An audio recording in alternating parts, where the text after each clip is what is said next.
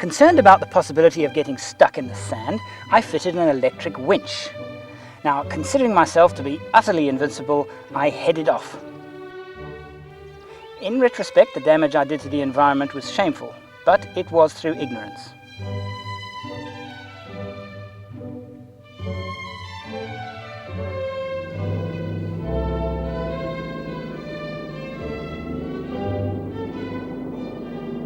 Anyway, you guessed it, I got very, very stuck. My name is Andrew St Pierre White. Join me as I build four-wheel trucks and travel to the remotest parts of the world. I'm a prisoner of this hill.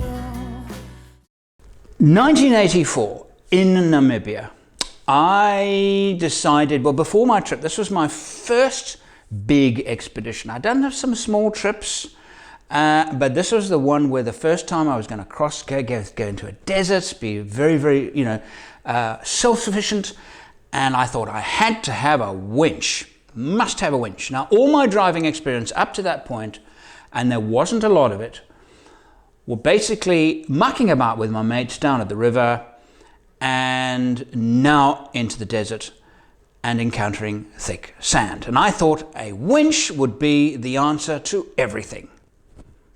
Well, isn't it? Here is me using a winch for the very first time.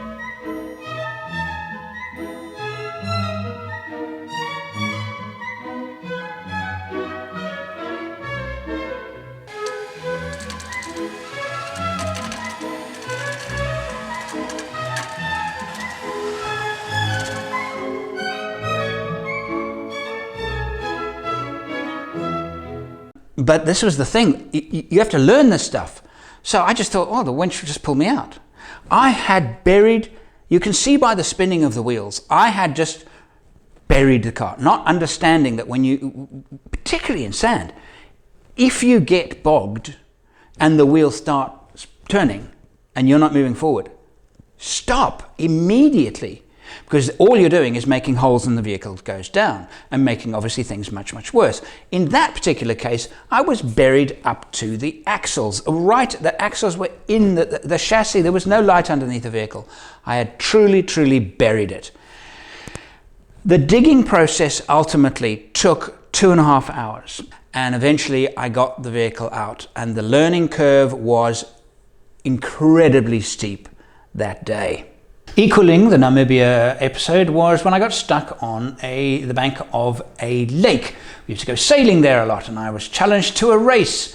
I don't remember the details, but I went straight, they went around, and of course drove straight into the mud. 3 or 4 hours of digging later, and eventually a tractor pulled me out.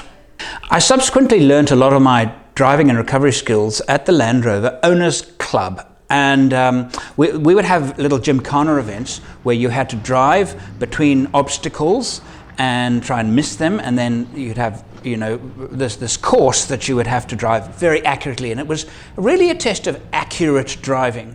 And there were some very soft, slushy bits too that we had to negotiate around. And I was okay at it. I don't think I was. I won it twice in my career. My mate Mark, who also had a Range Rover, the Bahama Gold Range Rover. He won it, I think, 5 times. But the 2 times that I won it, both had the same thing in common. They were both so unbelievably wet and slushy that some of the cars actually couldn't even get to the starting line. So I realized that I had I was good at mud driving, as slippery driving, controlling a car on a slide, slipping and turning it, and keeping the vehicle moving in very slippery terrain. That was, as it turned out, what I was quite good at. But after I had done, 10 rallies or so of those events, I kind of stopped going. I'm not a big club person, and stopped going to the Land Rover Owners Club, and actually started doing more and more expeditions. And of course, during those expeditions, every now and again, something happens and makes you get stuck. Now, in this particular one was 2010. I was doing my trip to find the source of the Okavango. We were now south of the source, following it down through Botswana, and we were driving with Mike Main. Mike had spent his life traveling through Botswana and the desert, and he was quite experienced. He was in the lead, he was leading the convoy, he got stuck in some mud, he reversed back, the back wheels went into a hole, he very sensibly just stopped, "Can you pull me out?" And I pulled him out with no problem at all, because he had stopped. He realized just a little nudge with a rope and he would be free. That was fine. A few hours later, it was my turn. Suddenly been asked to trailblaze and I got stuck.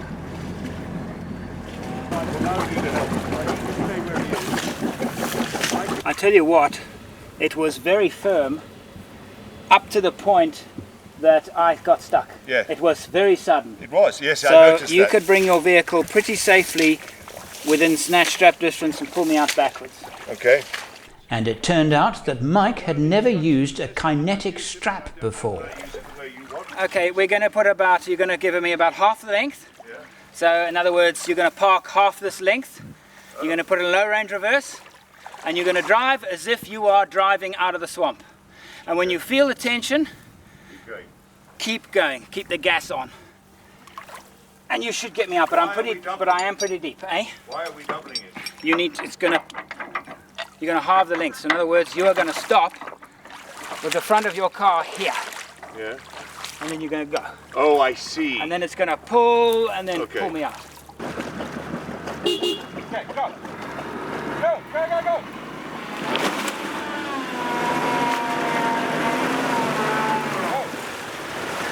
Whoa, whoa.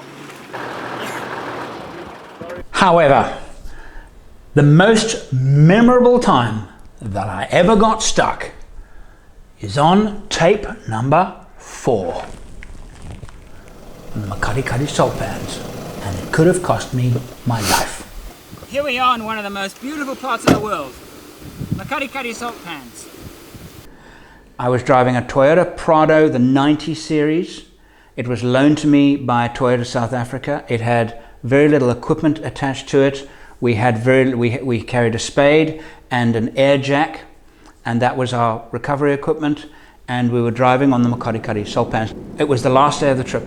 We were on our way to a place called Kokonyo Island. I've tried to get to Kokonyo Island 5 times. I've only managed to get there once because of mud. This was another time I was trying to get there. I was driving along and I realized that the mud was starting to become difficult. The trouble is then it's too late. You can't turn around. If you try and turn, you will stick. And I saw in the distance some tussock grass. And I thought, just drive for the tussock grass. And I drove flat out with this mud flying next to the car and arrived at the tussock grass because I was scared that the vehicle would bog and sink down to its chassis. Because once it was down on its chassis, we would have a really big problem getting out. And this happened. Onto the tussock grass, vehicle stopped, it just bogged immediately. I could feel the vehicle just stopping and it just bogged, and that was it. Come here, look at this. This is the kind of mud you get into. We got stuck out there. We decided, let's give it a go. Let's go to Kokonyo Island. 3.5 k's across there. We're on our own.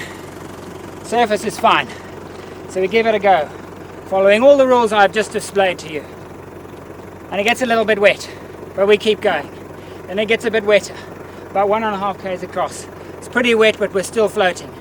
About 2 k's across, we start sinking. About 3 k's across, we just by the skin of our teeth manage to get onto some tussock grass. As we get onto it, I think, oh, gee, thank the Lord, we made it. Guess what? In the mud. I didn't film it. It is so hot out here, in fact, I think we should quit filming, it's too hot. Don't take the risk. 2 vehicles. Don't do what we just did. We got out, it took us about 1.5 hours because I've been in this situation before. I know the tricks, I know what not to do. Be careful about digging. When you dig, you disturb the soil and the vehicle sinks deeper. You've got to find logs and pack them underneath the vehicle. Balloon jacks don't work. You've got to have a high lift jack to get the vehicle up. Experience, I suppose, but don't take the pans lightly. They kill people. We went all the way that way. That was scary, and I didn't film it. Sometimes you actually just have to look after yourself and not actually capture videotape for your audience, because this was now, we had 15 litres of water left. We're very far from anybody, very, very far. So it struck me as this is a bit of a survival situation. I actually said to Jacques, we're going to have one go at this. If this does not work, we're going to build tarpaulin shade. We're going to sit here until it gets dark. And we're going to get this vehicle out at night.